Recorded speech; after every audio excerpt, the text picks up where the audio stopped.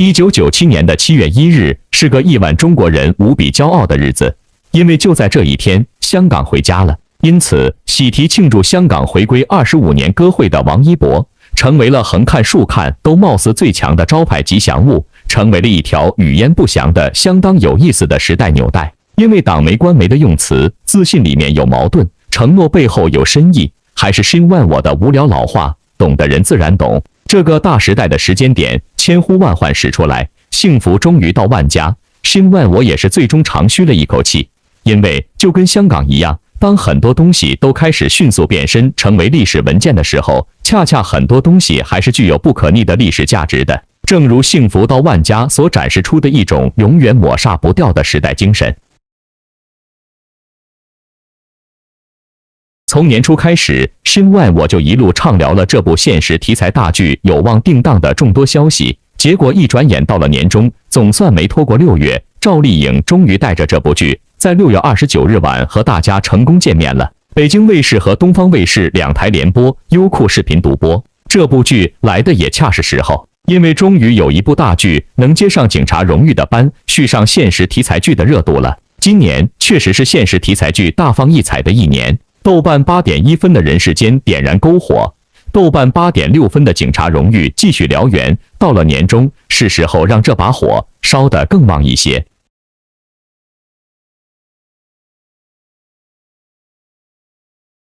深万我当然会期待赵丽颖，但更期待的是导演郑晓龙和编剧赵东陵，也就是写出警察荣誉的这个赵东陵带领的主创团队。现实题材最关键的不是有没有明星，而是有没有接近生活的本真的能力。幸福到万家的团队实力确实是杠杠的，他们来碰这个国产题材的硬茬，让人放心。什么硬茬呢？硬茬就是农村现实题材外加女性题材。前者这2年算是破了题，后者依然遭遇着困境，因为还有许多国剧打着女性主义的大旗，又在叙事中滑入旧思维的窠臼，讲出千篇一律的玛丽苏故事。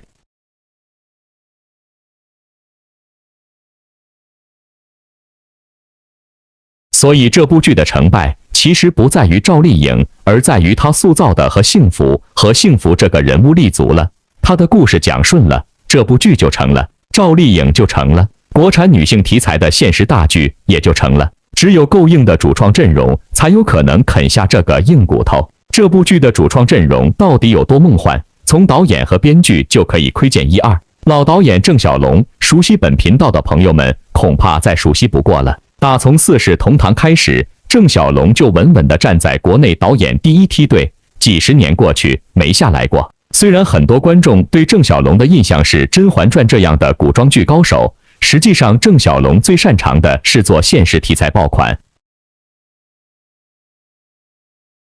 从中国第一部长篇室内剧《渴望》到第一部电视系列剧《编辑部的故事》，都出自郑晓龙之手。这2部剧当年有多火爆，不用说了吧？跟当年这2部爆款相比，现在的爆款甚至算不得真正的爆款。他和冯小刚联合执导的《北京人在纽约》，不仅是姜文唯一一次老老实实拍电视剧，也是又一部突破性的爆款。接下来的《金婚》也是横扫收视和奖项的存在，然后才是《甄嬛传》《红高粱》《芈月传》。《芈月传》依然拿下收视冠军，但多少对大导演的口碑有损。不过去年的功勋再度证明了郑晓龙还是郑晓龙。可以说郑晓龙要么不出手，出手基本都是王炸，失手的作品极少。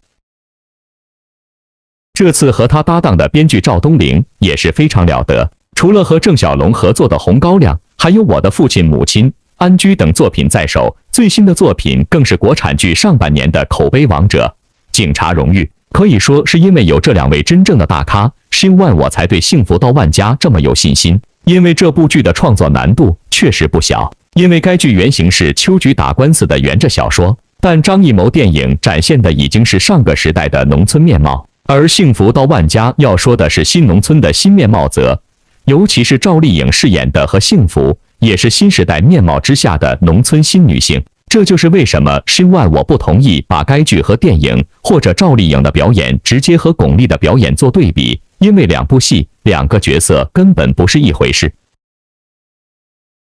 但也正因为如此，所以改编难度更大了。编剧赵东陵除了能保留小说最开头的一段情节外，几乎要重写这个故事。该剧真正要表现的，应该是现代农村社会的基本现状和普通民众遇到的切实问题，要投射出当下新女性追求幸福的时代诉求，尤其是要塑造出女主人公和幸福这个新时代农村女性的榜样。不过，国内要说做现实题材剧，能与郑晓龙加赵东陵这个组合扳手腕的，或许只有孔生加王小枪组合了。也可以这么说，如果郑晓龙加赵东陵都拍不好这部剧，可能国内也没人拿得下这个题材。说到这，请注意，这不是秋菊打官司的故事，而是和幸福寻找幸福的故事。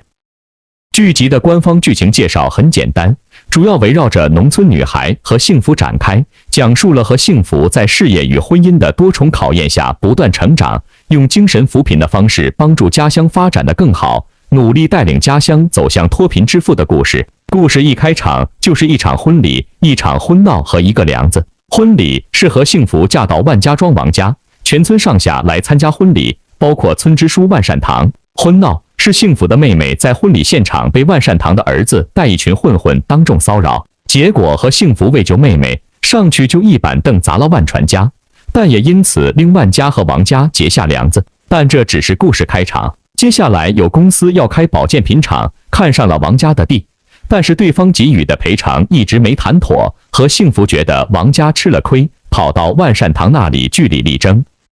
万善堂倒也不是欺压村民的坏官，既然你要打官司，那就打吧。最终王家胜了官司，赢了赔偿，但因为在万家庄被村民指指点点，和幸福只能和丈夫一起去城里打工。也是在这里，和幸福找到了律师事务所清洁工的工作，得到了罗晋饰演的律师的帮助，找到了重塑自我之路，实现了自我价值。不过，她最终还是回到了万家庄，带着村民们一同富裕，也赢得了万善堂的尊重。可以看到，整个故事还是非常丰富，有女主跟万家的矛盾，有女主遭遇王家的不理解，有女主的个人奋斗，也打了好几场官司。但故事重点已经不是打官司了，而是讲述农村女孩和幸福是如何从坚持法律与正义据理力争，到找寻自我价值，再到毅然决然的返乡扶贫。可以说，和幸福的成长线才是本剧的故事内核。但是和许多过往的国产剧不同，赵东陵是从来不给女主开金手指的。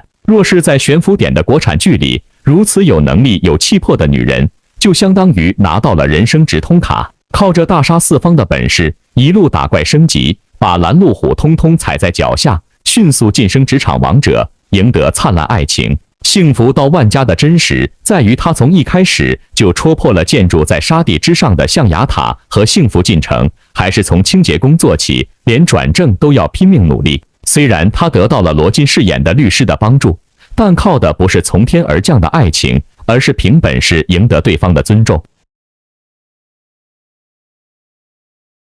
正是其展现出的步步维艰，才会令人加倍感叹和幸福人生逆袭的意义。它的可贵在于对世俗潜规则的冲击，一次次撞南墙而不退。它的存在才是一个理想世界里人应该有的样子。狗血吗？不狗血。现实吗？很现实。但怎么把这个故事讲好，要看编导的本事，能不能把核心人物和幸福演好，就看赵丽颖的了。因此，赵丽颖的灵魂需要爆裂才行了。这位八五花的这次的发挥是成败的中心。虽然本剧的演员阵容非常强大，老戏骨搭档青年演员，个顶个的都是演技派，但最关键的角色确实是赵丽颖饰演的和幸福。这是她和郑晓龙导演金婚后的第二次合作。郑晓龙还是国内一线大导演，但赵丽颖已经绝非当年的18线小演员了。在拥有了《花千骨》《楚乔传》《知否知否》等众多爆款剧之后，赵丽颖已经稳居八五花前列。不过现在也到了证明演技的时刻。实际上，这也不是赵丽颖一个人的瓶颈，而是整个八五花的战役。有人说知否后赵丽颖再无爆款，其实老实说，知否之后八五花谁有爆款呢？八五花的集体困境是，虽然颜值护理得很好，古偶这碗饭他们依然有底气吃下去，但生产爆款越来越难了。他们年轻时出演的作品都十分有灵性和个性，但如今普遍遭遇演技质疑，都面临如何证明自己的挑战。这次幸福到万家，显然是赵丽颖证明自己最好的机会。这是一次机会上好的赵丽颖的演技转型之战，她无需变成另一个赵丽颖，只需要做好自己就行。有的演员是巨抛脸，擅长挑战千人千面；有的演员则需要发挥自己的长处，塑造适合自己、气质贴合自己的角色。赵丽颖属于后者，但不是说后者就不是好演员。和幸福这个角色的确与赵丽颖过往的角色有一脉相承的部分，比如出场都带着一股蛮劲，都刚强大气，行事敢作敢为，同时又善良正直，为人豪爽侠气，但又带点小可爱。从预告片看，赵丽颖的表演并不差，有场戏是她饰演的清洁工在律所打扫卫生，遇到来访的客户，客户问今天没人吗？赵丽颖立马回，那清洁工也是人啊。一句对白，呆萌、可爱、倔强、自尊都演出来了。这种对白可以说耍宝而耍俏，精致而精彩。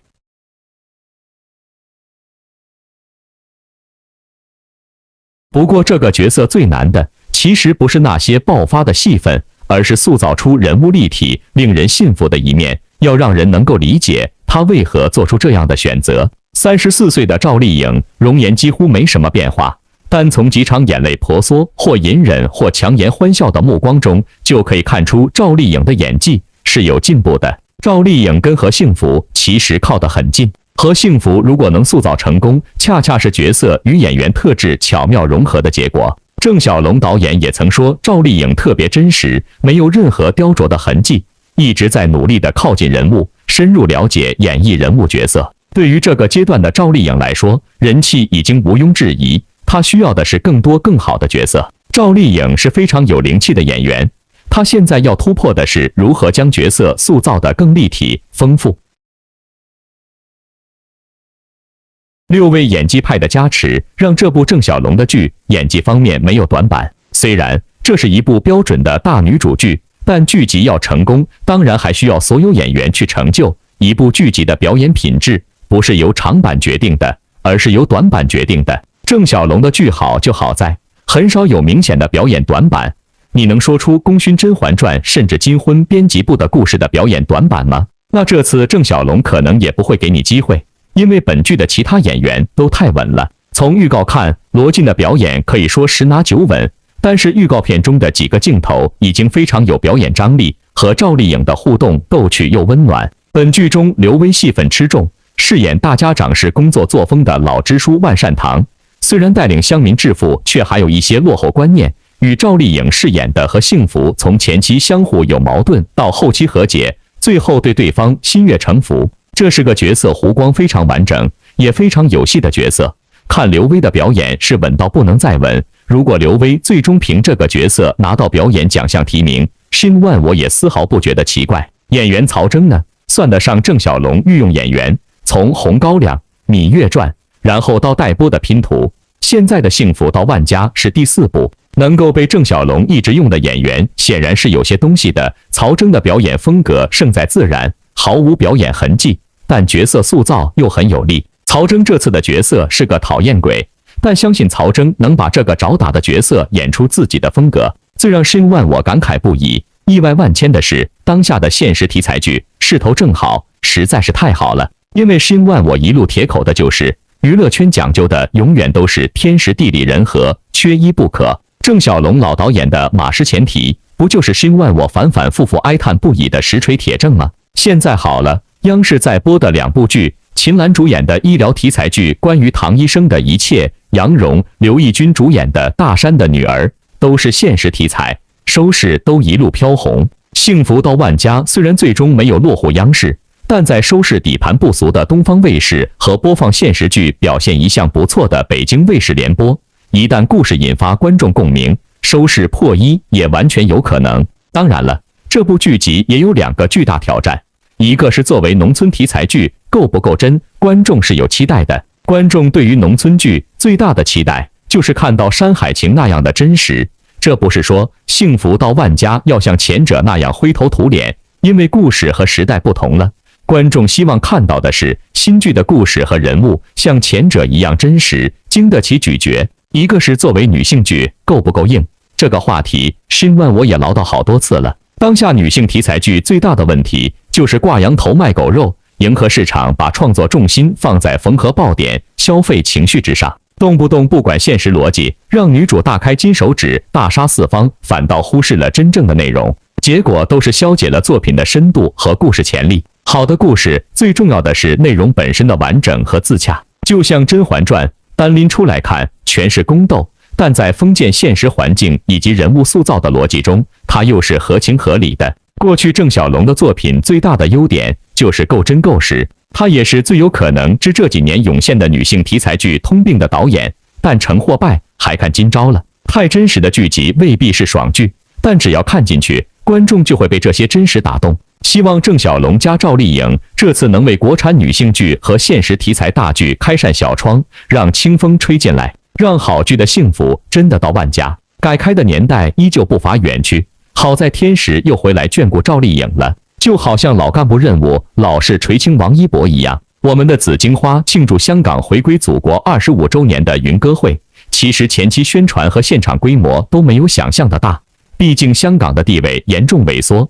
甚至连封城不断的大上海都比不过了。因此整场晚会都是垂垂老矣的老将饭后到场，像成龙、李若彤、周海媚、李玟、钟镇涛、温碧霞、胡兵、吕良伟、李克勤、周迅等等。本次晚会是由人民日报新媒体电影频道融媒体中心、1905电影网官博共同推出的，主旋律就是所谓的广大电影人、音乐人热忱集结，港乐、港片、港剧金曲重现，云演唱、云视听、云连线、云互动，永不过时的港风演绎不褪色的家国情怀。您发现了没有呢？其中最重要的语言艺术就是其中一句模棱两可的政治论述，就像是万我先知先觉的娱乐圈泛政治化的表述一模一样，那就是这次我们的紫荆花庆祝香港回归祖国25周年云歌会，永不过时的港风演绎不褪色的家国情怀，是最闪光最暖心的中心思想来的。